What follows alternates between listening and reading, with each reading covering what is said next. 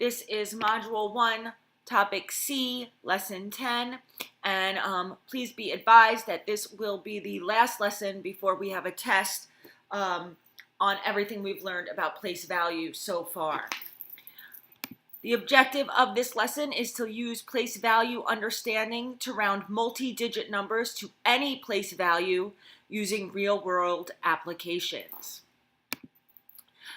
So the first thing we're going to do is round one number to multiple units, and we're going to be rounding the number 935,292.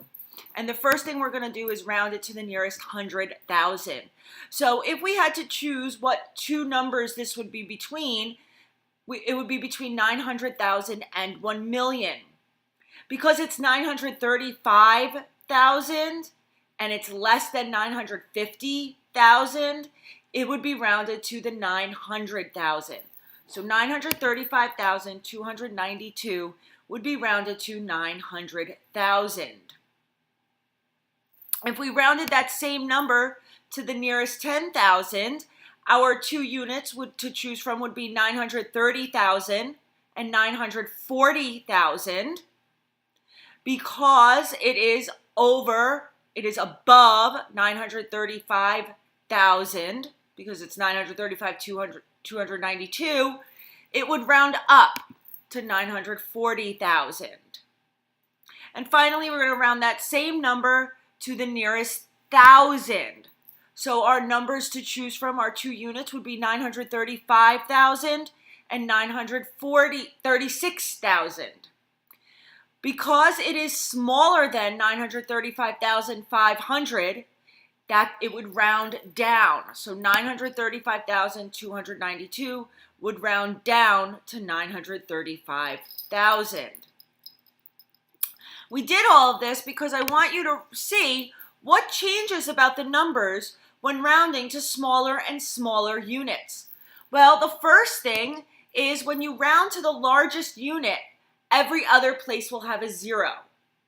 So when you round to that largest unit, everything behind it turns to a 0.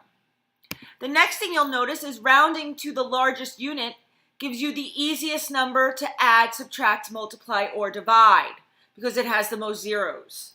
So it's the easiest number to work with.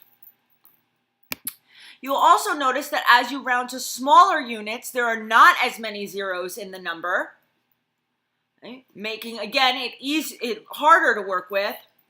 And finally, rounding to smaller units gives an estimate that is closer to the actual value of the number. So if you want to get as close as possible to the actual value, you would round to a smaller unit. Using this information, tomorrow in class, we're going to practice rounding to solve word problems. Please pay careful attention to what happens to numbers as you round them to smaller and smaller units, as that is going to be important when we round and solve word problems using rounding.